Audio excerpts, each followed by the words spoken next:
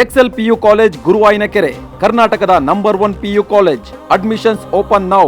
ಸಿದ್ದರಾಮಯ್ಯ ಯುಗಾಂತ್ಯ, ಡಿಕೆ ಶಿವಕುಮಾರ್ ಪರ್ವ ಆರಂಭ. ಕಾಂಗ್ರೆಸ್ನಲ್ಲಿ ನೂತನ ನಾಯಕನ ಆಯ್ಕೆಗೆ ಸಿದ್ಧವಾದಂತಹ ವೇದಿಕೆ. ಕಳೆದ 2 ದಿನದ ಹಿಂದೆ ಮುಖ್ಯಮಂತ್ರಿ ಸ್ಥಾನಕ್ಕೆ ರಾಜೀನಾಮೆಯನ್ನು ಕೊಟ್ಟಿದ್ರು ಸಿದ್ದರಾಮಯ್ಯನವರು. ಈಗ ಅವರ ಯುಗಾಂತ್ಯ ಆಗಿದೆ.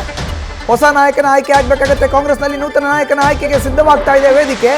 ನೂತನ ಸಿಎಂ ಆಯ್ಕೆಗಾಗಿ ಇಂದು ಶಾಸಕಾಂಗ ಪಕ್ಷದ ಸಭೆಯನ್ನು ನಿಗದಿಪಡಿಸಲಾಗಿದೆ. ಇಂದು ಸಂಜೆ 4 ಗಂಟೆಗೆ ವಿಧಾನಸೌಧದ ಸಮ್ಮೇಳನ ಸಭಾಂಗಣ 334 ಅಲ್ಲಿ ಕಾಂಗ್ರೆಸ್ನ ಶಾಸಕರು ಬರ್ತಾರೆ. ಬಹುತೇಕವಾಗಿ ಅವಿರೋಧ ಆಯ್ಕೆ ಆಗುತ್ತೆ. CLP ನಾಯಕನ ಆಯ್ಕೆ ಆಗುತ್ತೆ. ಸಭೆಯಲ್ಲಿ DK ಶಿವಕುಮಾರ್ ಹೆಸರನ್ನ ಸೂಚಿಸ್ತಾರೆ ಸಿದ್ದರಾಮಯ್ಯ. ಬಳಿಕ ಬಹುತೇಕ ಹೈಕಮಾಂಡ್ ನಾಯಕರ ನಿರ್ಧಾರದಂತೆ ಒಂದೇ ಸಾಲಿನಲ್ಲಿ ನಿರ್ಣಯ ಮಂಡನೆ ಆಗುತ್ತೆ. ನೂತನ ನಾಯಕ DK ಶಿವಕುಮಾರ್ ಹೆಸರನ್ನ ಸೂಚಿಸ್ತಾರೆ. ಇಬ್ಬರು ಹಿರಿಯ ಶಾಸಕರು ಅದಕ್ಕೆ ಅನುಮೋದಿಸ್ತಾರೆ. ಆದ ಬಳಿಕ ಕಾಂಗ್ರೆಸ್ನ ಶಾಸಕಾಂಗ ಪಕ್ಷದ ನಾಯಕರಾಗಿ DK ಶಿವಕುಮಾರ್ ಆಯ್ಕೆ ಆಗ್ತಾರೆ. ಹೆಚ್ಚಿನ ಮಾಹಿತಿ ನೀಡ್ತಾರೆ ನಮ್ಮ ಪ್ರತಿನಿಧಿ ಹರೀಶ್. ನೇರ ಸಂಪರ್ಕಕ್ಕೆ ಜಾಯ್ನ್ ಆಗಿದ್ದಾರೆ. ಹರೀಶ್, ಇವತ್ತು ನಿರೀಕ್ಷಿತ ಬಹುನಿರೀಕ್ಷಿತ ಶಾಸಕಾಂಗ ಪಕ್ಷದ ಸಭೆ, ಸಿದ್ದರಾಮಯ್ಯವರ ಯುಗಾಂತ್ಯ, DK ಶಿವಕುಮಾರ್ ಪರ್ವ ಆರಂಭ ಅಂತಾನೆ ಬಣ್ಣಿಸಲಾಗ್ತಾ ಇದೆ. ಹೇಗಿರುತ್ತೆ ಶಾಸಕಾಂಗ ಪಕ್ಷದ ಸಭೆಯ ರೂಪುರೇಷೆ? ಮಧುಸೂದನ್, ಬಹಳ ಮುಖ್ಯವಾಗಿರುವಂಥದ್ದು ಶಾಸಕಾಂಗ ಪಕ್ಷದ ನೂತನ ನಾಯಕನ ಆಯ್ಕೆಗೆ ಕೂಡ ಈಗ ವೇದಿಕೆಗಳು ಕೂಡ ಈಗ ಸಿದ್ಧವಾಗಿದೆ. ಸಂಜೆ 4 ಗಂಟೆಗೆ ವಿಧಾನಸೌಧದ ಸಮ್ಮೇಳನ ಸಭಾಂಗಣದಲ್ಲಿ CLP ಸಭೆಯನ್ನು ಕೂಡ ಕರೆಯಲಾಗಿದೆ. ಮುಖ್ಯವಾಗಿ ಸಿದ್ದರಾಮಯ್ಯ ಅವರು ರಾಜೀನಾಮೆ ನೀಡಿರುವಂಥ ಹಿನ್ನೆಲೆಯಲ್ಲಿ ಕೂಡ ಅವರ ರಾಜೀನಾಮೆಯನ್ನು ರಾಜ್ಯಪಾಲರ ಅಂಗೀಕಾರ ಆಗಿರುವಂಥ ಬೆನ್ನಲ್ಲೇ ಇವತ್ತು CLP ಸಭೆ ಕೂಡ ನಡೀತಾ ಇದೆ. CLP ಸಭೆಯಲ್ಲಿ ಬಹಳ ಮುಖ್ಯವಾಗಿ ಆರಂಭದಲ್ಲೇ ಕೂಡ ನೇರವಾಗಿ ಸಿದ್ದರಾಮಯ್ಯವರೇ ಕೂಡ DK ಶಿವಕುಮಾರ್ ಅವರ ಹೆಸರನ್ನ ಪ್ರಸ್ತಾಪ ಮಾಡ್ತಾರೆ ಅಂತ ಹೇಳಲಾಗ್ತಿದೆ.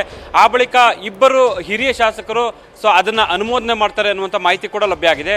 ನಂತರ ಸಿದ್ದರಾಮಯ್ಯವರು ಒಂದಷ್ಟು ಅಭಿಪ್ರಾಯಗಳನ್ನ ಸಭೆಯಲ್ಲಿ ಹಂಚಿಕೊಳ್ತಾರೆ ಅನ್ನುವಂಥ ಮಾಹಿತಿ ಲಭ್ಯ ಆಗ್ತಿದೆ. ಜೊತೆಗೆ DK ಶಿವಕುಮಾರ್ ಅವರ ವಿಚಾರಕ್ಕೆ ಸಂಬಂಧಪಟ್ಟಾಗೆ ಮತ್ತು ಸಿದ್ದರಾಮಯ್ಯ ಅವರ ವಿಚಾರಕ್ಕೆ ಸಂಬಂಧಪಟ್ಟಾಗೆ ಅಭಿನಂದನೆ ಮತ್ತು ಗುಣಗಾನ ಕೂಡ ಆ ಒಂದು ಸಭೆಯಲ್ಲಿ ನಡೆಯಲಿದೆ.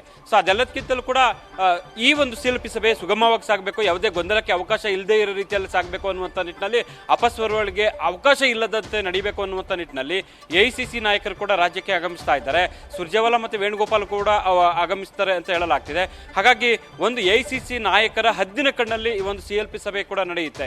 ಹಾಗಾಗಿ ಸಭೆಯಲ್ಲಿ ಕೂಡ ಯಾವುದೇ ರೀತಿಯಲ್ಲಿ ಅಪಸ್ವರ ಅಂದ್ರೆ ಒಂದು ಬಲಾಬಲ ಪ್ರದರ್ಶನ ಯಾವುದೂ ಕೂಡ ಈ ಒಂದು ಸಭೆಯಲ್ಲಿ ಇರೋದಿಲ್ಲ ಅನ್ನುವಂಥ ಮಾತುಗಳು ಕೂಡ ವ್ಯಕ್ತ ಆಗ್ತಿದೆ.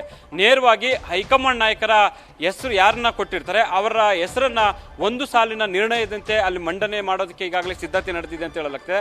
ಬಹುತೇಕ ಕೂಡ ಅವಿರೋಧವಾಗಿ DK ಶಿವಕುಮಾರ್ ಅವರ ಹೆಸರನ್ನೇ ಕೂಡ ಘೋಷಣೆ ಮಾಡುವಂಥ ನಿಟ್ಟಿನಲ್ಲಿ ಕೂಡ ಸಿದ್ಧತೆ ನಡೆದಿದೆ ಅಂತ ಹೇಳಲಾಗ್ತದೆ.